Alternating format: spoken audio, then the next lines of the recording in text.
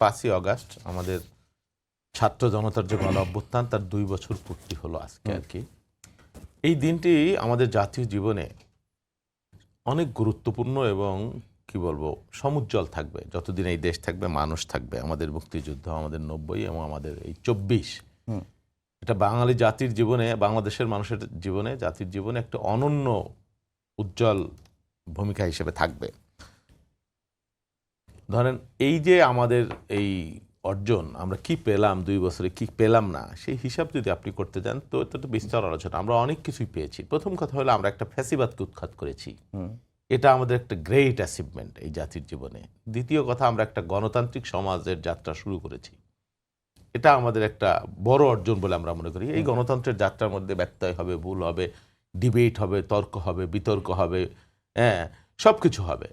এখানে পাওয়া না পাওয়ার আক্ষেপ বেদনা থাকবে, কথা বলবার স্বাধীনতা থাকবে, সব কিছু থাকবে।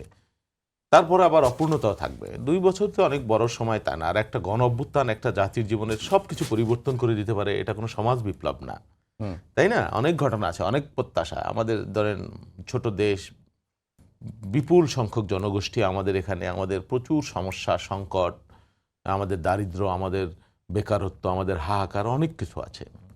সেটাই 2 বছরের মধ্যে সব সমস্যার সমাধান হয়ে দেবে, এটা কোনো জাদুর চেরাক না।